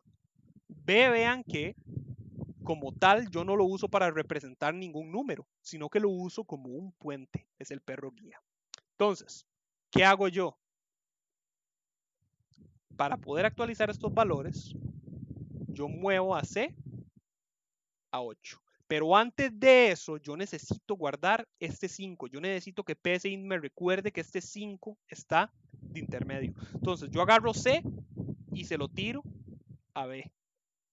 Entonces, en este momento, B va a tener un valor de 5. ¿Sí? Ok, ya lo tiré. Ese fue mi primer paso. Segundo paso, muevo C a 8. Tercer paso, yo necesito mover A. Pero ya tenemos a A aquí el valor al que A se tiene que meter o mover aquí guardado. Entonces yo saco de B el valor de 5 y se lo tiro a A para que A se nos pueda mover a apuntar al 5. Entonces A pasa de acá a estar acá. Ahora tenemos los valores actualizados. Eso quiere decir que en el cuarto paso, cuando nosotros demos la siguiente iteración en Fibonacci, ya tengo los valores ajustados. Y cuando yo sume A más C nuevamente, bueno, a C más A, es decir, mi puntero mayor más mi puntero menor me va a dar mi puntero actual. ¿Ok? Esa misma lógica se aplica a lo largo de todo el algoritmo. Eso es justamente lo que está ocurriendo acá. Vean que yo tengo mi punto actual, mi posición actual, que era la suma de A y C, ¿recuerdan? La suma de A y C. Para poder seguir avanzando para la siguiente iteración de este bucle, ¿verdad? Yo necesito entonces que B obtenga el valor de C. ¿Recuerdan? Yo necesito guardar en B el valor actual de C. En este caso ahora sería un 8.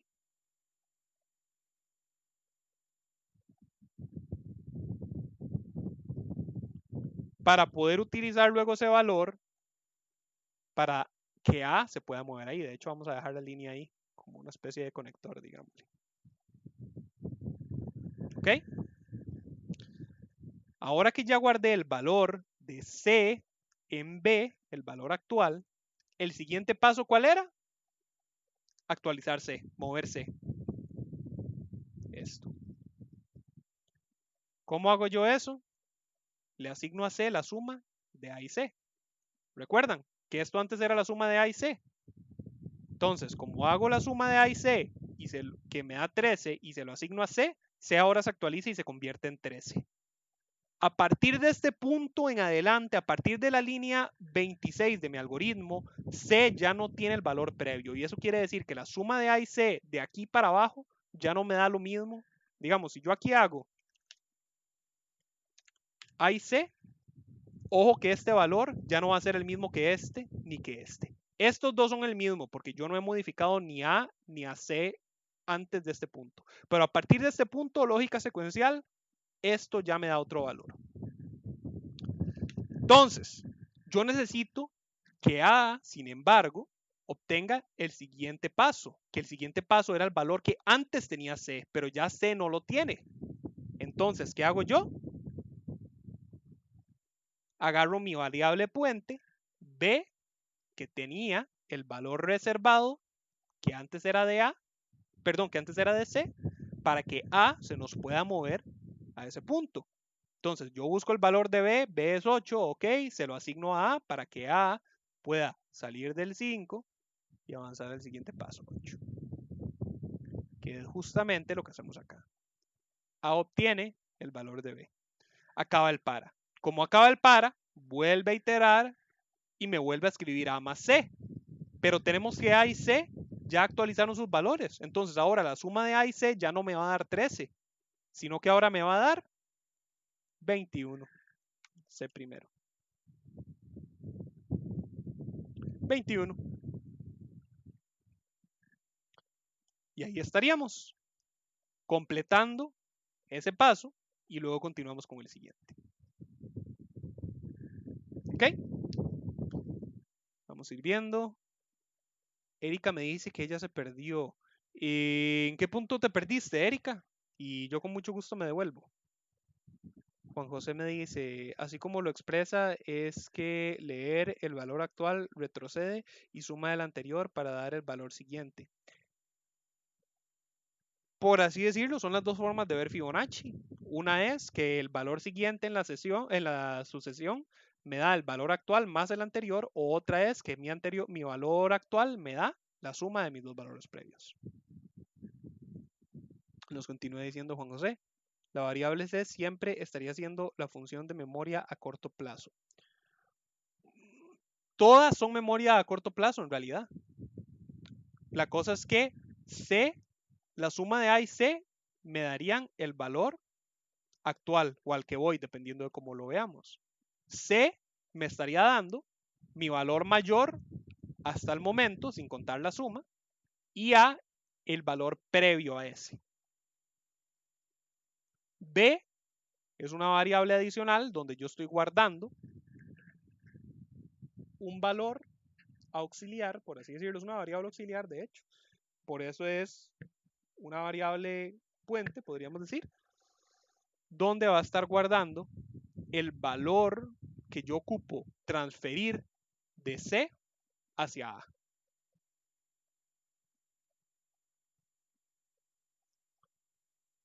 Nos sigue diciendo, perdón, la B, no la C. Sí, podríamos decir que B es como una especie de memoria a corto plazo. Sí, es una memoria temporal, digamos, cuando nosotros estamos es que en realidad la memoria a corto plazo es en general, es toda la memoria de trabajo, entonces podríamos decir que todo esto es memoria a corto plazo, pero sí entiendo a lo que te referís y sí lo estás considerando de manera correcta, porque B lo que hacemos es como un fragmento de memoria a corto plazo donde nosotros guardamos un valor con el cual no estamos trabajando, porque nosotros lo que hacemos es trabajar con nuestros valores y luego recordamos ese fragmentillo oculto y lo metemos ahí. Andrea nos dice, ya ahora sí entendí, profe, gracias. Con muchísimo gusto, Andrea. Erika me dice, ya se devolvió. Ok, estabas hablando de antes de que diera toda la explicación. Ok, excelente, entonces. Eso, bueno, sí, eso lo escribí cuando todos dijeron que no entendieron. Ok, excelente. Y Juan José me dice, y me quedó claro, muchas gracias, profesor. Con muchísimo gusto, Juan José. Ok, veo entonces que ahora están ya como que entendiendo mejor. Igual si hay alguien que no ha entendido, que no le dé pena. De verdad, ese es como el primer algoritmo complicadillo que yo les empiezo a tirar. Los anteriores en su mayoría eran bastante simples. O sea, no les voy a mentir, ¿verdad? Tampoco les voy a mentir y les voy a decir que esto es lo más difícil que van a ver y que es el algoritmo más complicado del mundo. Pero sí es un algoritmo que tiene un buen nivel de complejidad para el nivel en el que ustedes vienen, que es de ingresando a programación. Entonces, igual, aunque ya varios me hayan dicho que entendieron, si alguno de ustedes no ha entendido, por favor, que no les dé pena preguntarme, aunque crean que es algo muy tonto, aunque crean que es algo que ya expliqué varias veces, no importa el motivo. Como les digo siempre, yo estoy aquí para eso y la idea es que entiendan, que terminen entendiendo todo para que cuando nos movamos a temas más complicados, les tengan una mayor facilidad y los puedan agarrar. Entonces, nuevamente, si alguno no, si les da vergüenza, considérenlo de esta manera. Es mejor que se peguen la vergüencilla en este momento en el chat a que pues nunca entiendan y nunca lleguen a saber. Entonces, mis disculpas si sienten que estoy siendo muy necio en tratar de forzarlos a que pregunten, pero la razón por la cual se los digo es porque de verdad, o sea, quiero que quede completamente claro de que si hay alguno que está como con miedillo a preguntar, que por favor, que este es el momento, que por favor no se repriman. ¿Ok? Erika me dice que gracias, con muchísimo gusto, Erika.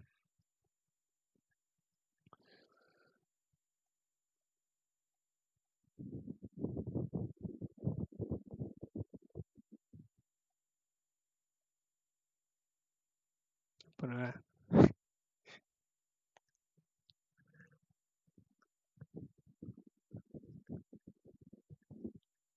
ok. Si alguien igual está escribiendo, levánteme la mano.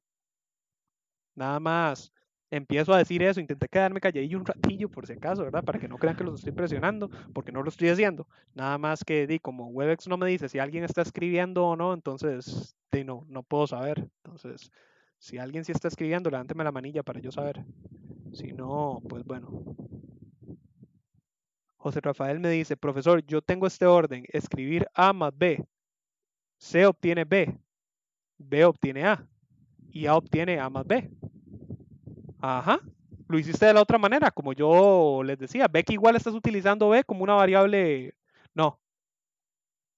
Es que ahora hiciste una variable puente diferente. Ve que acá, como lo describiste, ya B no es tu variable puente, sino que es la suma. Ve que acá estás utilizando. No, de hecho no. Esto está raro. La suma de A y B. A C le asignad B. Ajá, entonces C avanza a ser tu siguiente variable mayor. Si no, esto no debería darte, porque ve que acá estás utilizando para representar el siguiente número en la subsección A y B, pero luego a C le asignas el valor mayor, ¿verdad? Es decir, es como si fueras a utilizar C como el puente, B lo actualizas con el valor de A y a lo actualizas con el valor de A y B. Es decir, acá ve que estás cometiendo el errorcillo ese que yo les dije ahora, donde quedarías pegado en un valor igual, porque tenés que estar representando, como dije, con A y B, pero a B le sobreescribís con A y a lo sobreescribís con la suma de A y B. Es decir, aquí básicamente estás haciendo A más A, porque B tiene el mismo valor que A y entonces cuando actualizas A ya no tiene. Acá, como lo tenés puesto acá, lo que tendrías que hacer es usar C como puente. Entonces lo que haces es que acá más bien a le tenés que asignar el valor de A y de C, para que luego en la siguiente iteración A más B te dé A obteniendo el valor previo de A más B y B obtenga el valor previo de A. Inicial 0, ajá. Con muchísimo gusto.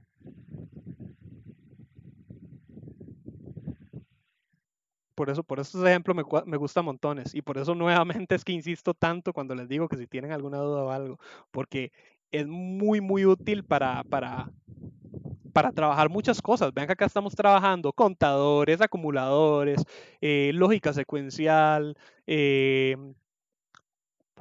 estructuras de control, siendo, bueno, de repetición específicamente, variables, acá, todo esto es pura variable.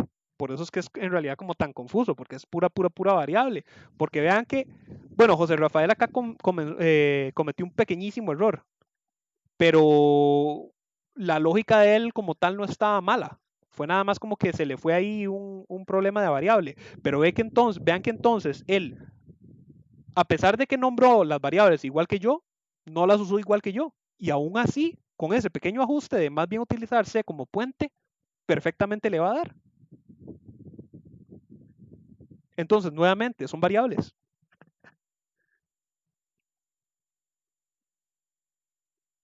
Lo bonito de la progra.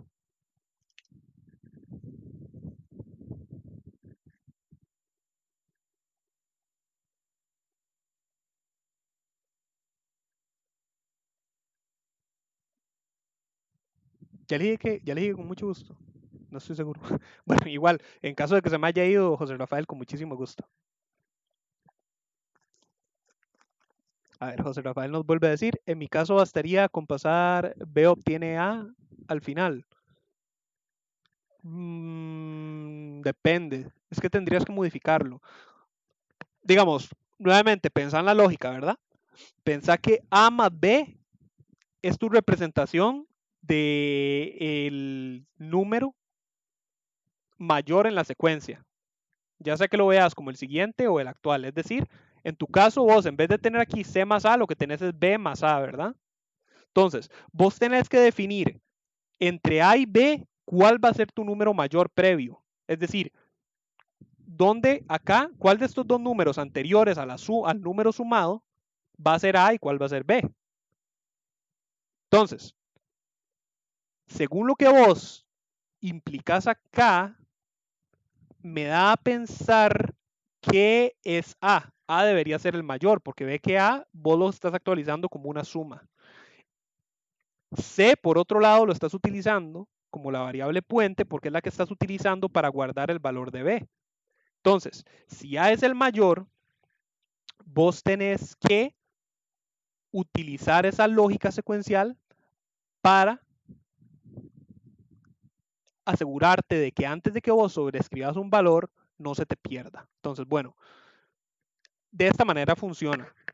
Como vos lo propones, también podría funcionar, pero tendrías que cambiarlo un poco. Digamos, tal y como está acá, nuevamente, a C le asignás B, perfecto, estás guardando el valor de B.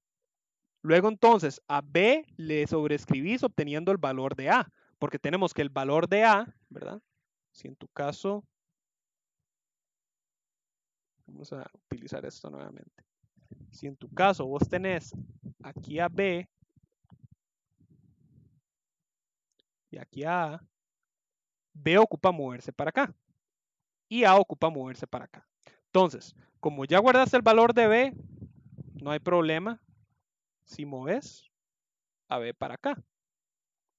Porque el valor previo de B lo tenés guardado en C por aquí abajo.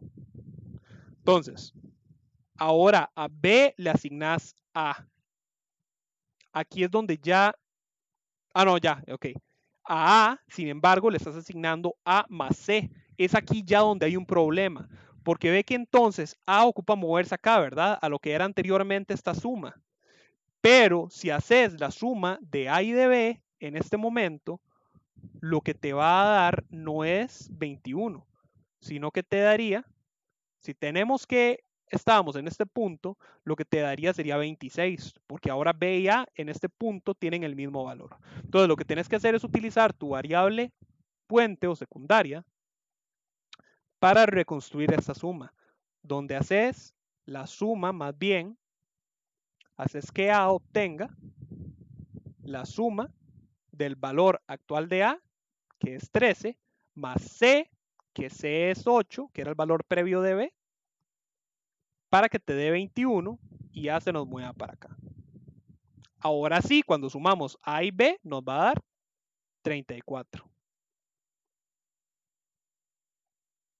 ¿Ves?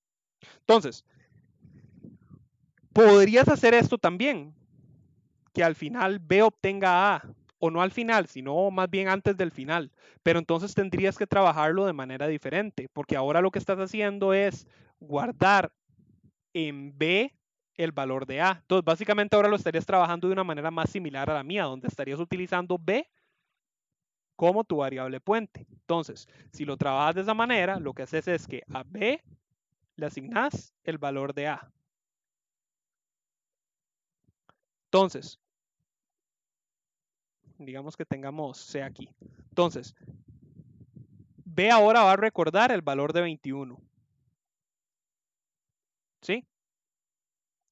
Como B ahora recuerda el valor de 21, yo ya soy libre de modificar A porque ya tengo un respaldo de 21. Entonces, como ya tengo un respaldo de 21, yo puedo a A asignarle la suma de A y B.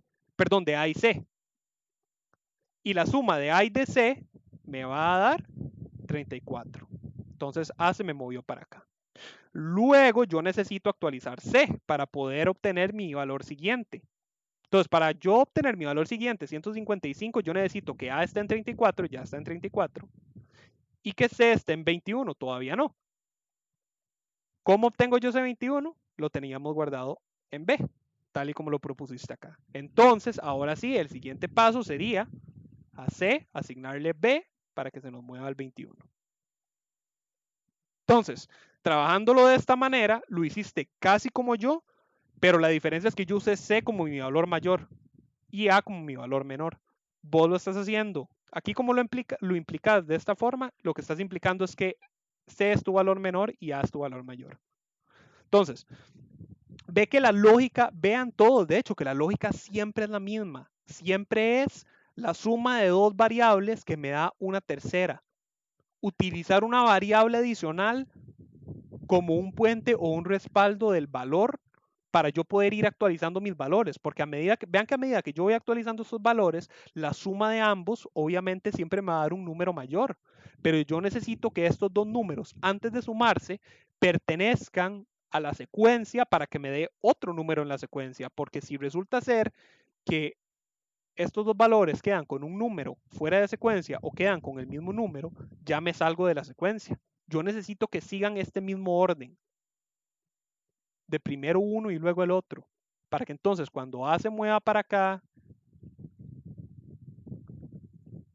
C se me mueva para acá y yo los vuelva a sumar, entonces me esté dando el 89. Y así vamos a seguir yendo y yendo y yendo y yendo. Por eso, nuevamente, la lógica de programación o de computación para seguir una misma secuencia lógica con el uso de variables. ¿Ok? No, José Rafael acá nos decía, A es el mayor. Ah, bueno, sí, eso ya. Ok, voy a probarlo. Ok. ¿Qué tal vamos?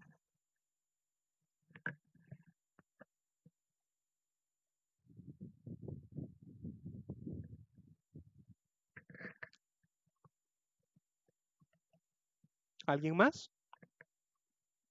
Juan José nos dice, muy bien, profesor, excelente. Ok. Entonces, igual, nuevamente, si alguien todavía tiene una duda y la está escribiendo o la está pensando o está maquinando, no, yo no los estoy apresurando, nada más como para ir avanzando voy a hacerles la siguiente pregunta que les tenía. No, no se preocupen, ¿ok? Nada más voy a ir, como les digo, voy avanzando. Primer duda, ¿qué ocurre en caso de que final sea cero? Es decir, ¿qué ocurre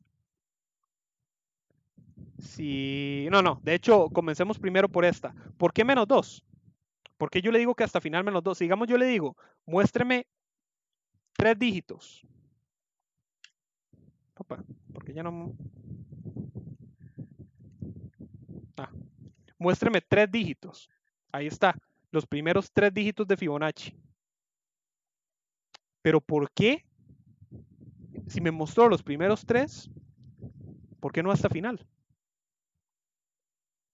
Si yo borro ese menos 2, dicho y hecho, me mostró 2 dígitos adicionales a los primeros 3. ¿Por qué? ¿Ustedes qué creen?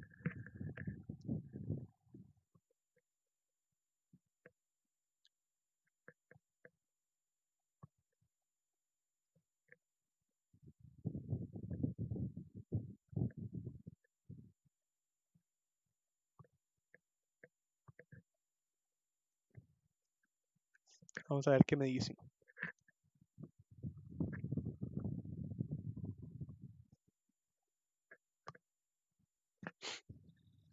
Hay 2 pequeños detalles ahí del por qué.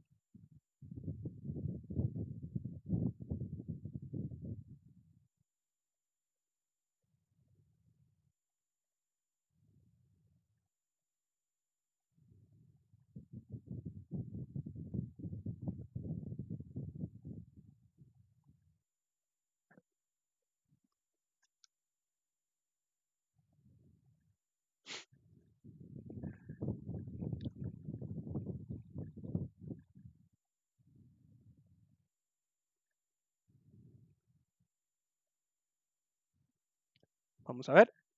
José Rafael nos dice, el 0 se lo dimos. Ajá. Y el primer número que imprime lo hace desde el inicio de la iteración. Ajá. Entonces, básicamente ahí estaría un -1, exactamente. Antes de completarla, al terminar, la primera ya tiene 2 resultados. ¿Mm? Desde el inicio de la iteración. Antes de completarla, al terminar, la primera ya tiene 2 resultados. ¿Cómo así? Ve que solo estamos escribiendo el primer 0, ¿verdad? Entonces ahí estaría el primer como -1, digámosle. Le estamos regalando, por así decirlo, el primer número en la secuencia antes de empezar a calcular. Entonces, de hecho, 0 no, 1. Habíamos dicho que comenzáramos en 1, no en 0. ¿En qué momento modifiqué yo eso? Bueno, no importa. Entonces, el primer 1 ya está de la secuencia. Pero entonces, bajo esa lógica, debería ser -1. ¿Por qué, sin embargo, le hice -2? Porque vean que acá el usuario me pidió 3 dígitos, pero acá estoy mostrando 4 todavía. Y ya ajusté ese 1 adicional al principio.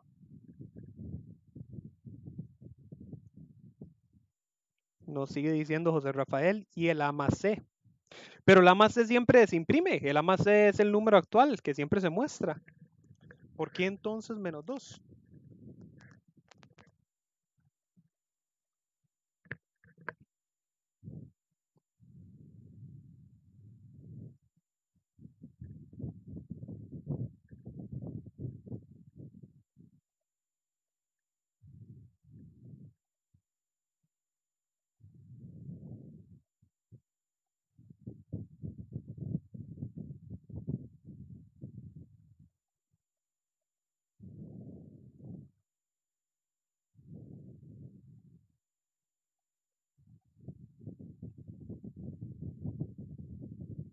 Vamos a ver, Juan José nos dice, primero imprime el 1 porque no tienen ningún otro carácter para sumar. Después realiza la suma de los dos valores siguientes, 2 y 3, para dar como resultado 5. Sí, por eso. Entonces, digamos, va paso por paso. Pero, digamos, o no sé si es que no estoy entendiendo la explicación que me estás tratando de dar, pero lo que yo les estoy preguntando es, ¿por qué el valor? Recuerden que el valor final, ¿verdad? Es la cantidad de dígitos que yo quiero mostrar, en este caso 3. Si la cantidad de dígitos es 3, Fibonacci debería detenerse en 2, debería darme 1, 1 y 2. Pero vean que hace 1, que es el primero, 2, otro 1, que es la primera ejecución, 2, segunda ejecución, y 3, tercera ejecución.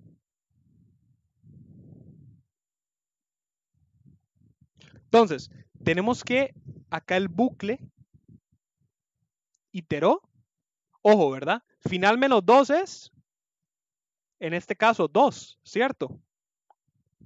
Porque yo le contesté que final era 3. Yo quería 3 dígitos.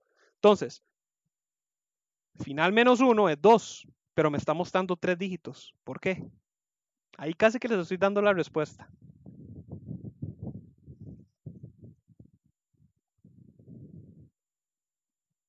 Juan José nos dice, porque 5 es el valor numérico 3 en la secuencia. No, no exactamente. Ojo que yo aquí no estoy haciendo nada con un 5.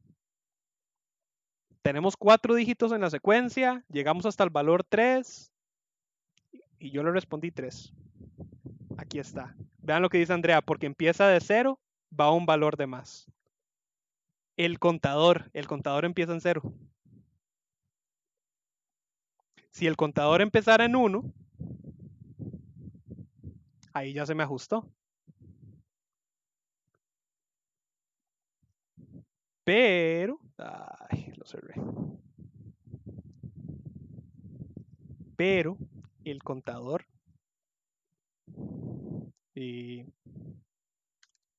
inicia en 0. Entonces, como yo bajé de 1 a 0, el otro ajuste que le hice fue hasta final menos 2. Porque ahora entonces yo le estoy diciendo de 0 hasta 3 menos 2, es decir, hasta 1. Entonces, me escribe el primer valor de gratis, por así decirlo. Y luego itera la iteración 0 y luego la iteración 1 y ya tenemos 3 dígitos. Eso mismo se generaliza para todos los números. Si yo lo hubiera contestado con final siendo 5, ahora sí, tenemos 5 menos 2 es 3. Entonces, tenemos el primer dígito de gratis fuera del bucle, la iteración 0, la iteración 1, la iteración 2 y la iteración 3.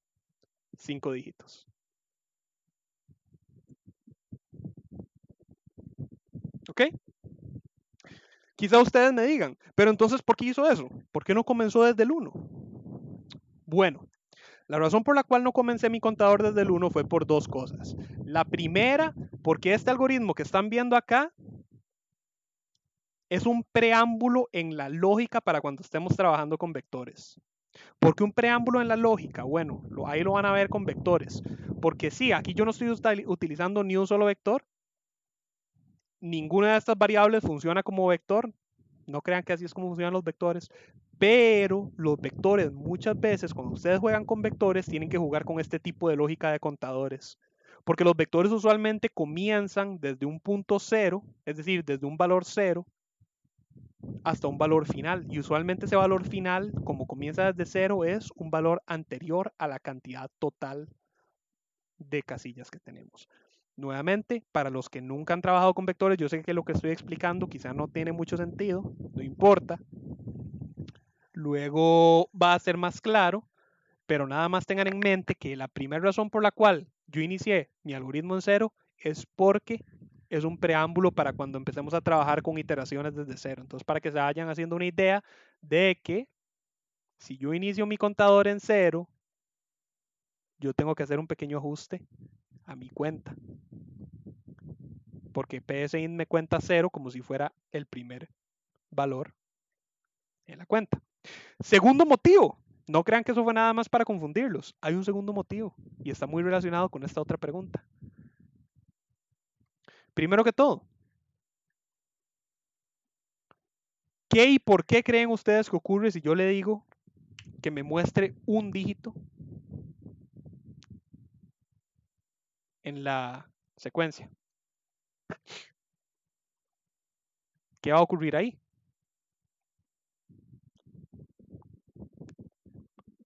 Vamos a ver, Juan José nos dice, ya vi, el escribir uno es para que se mire, en otras palabras, estético, por así decirlo. Es como para que fuera más fácil. Como yo sé que siempre voy a comenzar desde uno, entonces pues yo comencé desde uno. Pero bueno, ¿qué pasa entonces si yo pongo uno?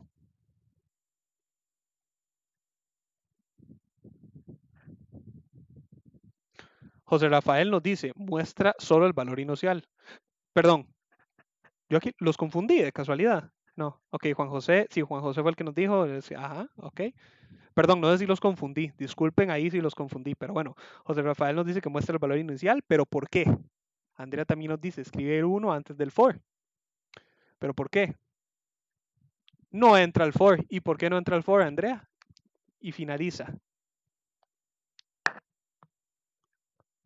Si mi contador empieza desde cero, ¿por qué no entra el for?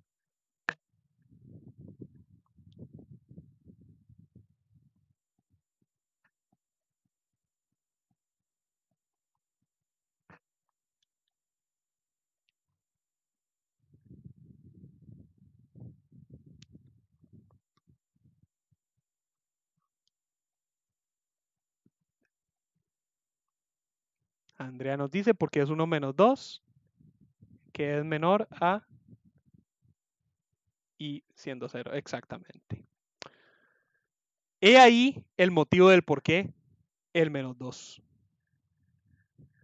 ¿Y por qué no comencé mi contador en 1? Porque si el usuario me contesta que 1, ocurre eso mismo que ustedes acaban de describir. Cuando llega al para, hace la evaluación con i siendo 0 hasta 1 menos 2. Si tuviéramos menos 1 nada más, esto me daría 0. Eso quiere decir que entramos al bucle una vez y me muestra 2 dígitos. Eh, Eso tendría que ver con otra cosa ahorita. No, ya lo cerré.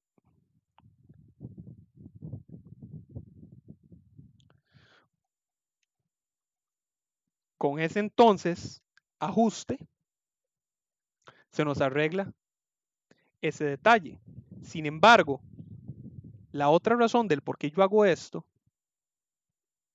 es como para atrapar casos del 0. Si yo le pongo 0, originalmente este algoritmo por eso estaba escrito en 0. Porque la idea era, no sé si recordarán, cuando yo lo abrí por primera vez lo que decía era escribir 0. La idea era que en vez de empezar con 1, 1, empezara con 0, 1. Entonces, si le respondía 0, la idea era que mostrara 0 de una vez como para indicar que no se estaría ejecutando el algoritmo. Otra opción, sin embargo, es por supuesto utilizar una condición, dejar esto en 1 y utilizar una condición, donde si final llega a ser menor a, entonces que no se escriba el 1 ahí, digámosle como regalado. Esa en realidad como que la otra pregunta. Básicamente ya la contesté. Rafael nos dice porque final es menos 2, exactamente. Depósito. Esto debería estar tildado.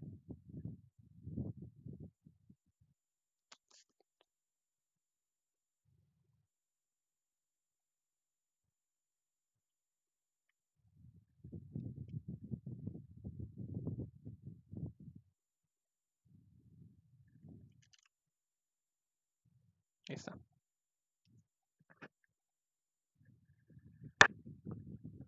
Ok. ¿Qué tal? ¿Quedamos claros con todo? ¿O a alguien no le quedó claro algo del algoritmo de Fibonacci?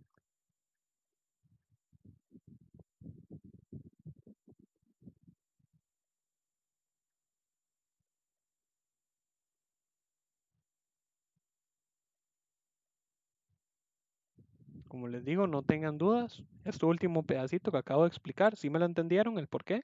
Ese pequeño como que ajustecillo.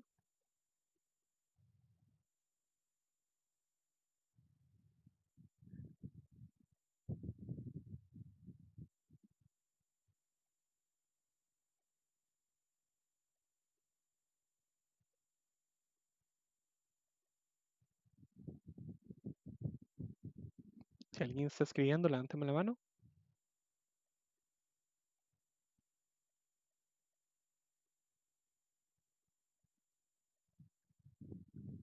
Ok, hagamos esto. Dudo mucho que les vayan a tirar un proyecto en el cual los pongan a hacer Fibonacci, entonces les voy a regalar este algoritmo. Igual yo usualmente les pasaba los algoritmos, solo que por lo general se me olvida. Entonces, si algún día quieren alguno, me dicen y yo por lo general lo paso. Vamos a ver. Ok, sí, sí me ocupo todo. Angie me dice, profe, creo que todo en orden. Ok, excelente, Angie. Ahí está el algoritmo. Por si quisieran analizarlo o travesearlo en su tiempo, usarlo como algún recordatorio o como punto inicial como de práctica. Ok. Pues bueno, ya entonces estaríamos finalizando la sesión de hoy. Dicho y hecho, como les dije en la sesión pasada, Fibonacci usualmente yo he notado lo que me toma es como una hora a explicarlo y evacuar todas las dudas. Por eso al principio me sorprendió cuando nadie me estaba preguntando nada, pero ya ahí vi que sí, sí habían dudillas, solo que no sé si era que al principio no estaban seguros de preguntar o si estaban como mecanizándolo todavía. Pero, pero así ocurre. Que no les dé pena preguntar a futuro, porque la idea es esa, la idea es que pregunten. Andrea nos dice, muchas gracias, profe, buenas noches. Con muchísimo gusto, Andrea, muy buenas noches. Igual entonces comienzo a cerrar oficialmente la grabación. Les recuerdo como siempre que YouTube, que mis sesiones quedan grabadas y las subimos a el canal en un periodo de 48 horas, lo cual significa que pueden estar encontrando la grabación en algún punto durante mañana o pasado. Recuerden que también en el canal de YouTube hay otros recursos, tanto de otras materias como de esta misma, sesiones virtuales mías o de otros cursos, eh, ejemplos y otros detalles, tanto de este como de otros también. Y pues bueno, la siguiente entonces sesión virtual estaría siendo, como de costumbre, a menos que hubiera algún cambio, en cuyo caso se les mandaría un correo masivo, el próximo martes a las 7. Vamos a acabar la grabación.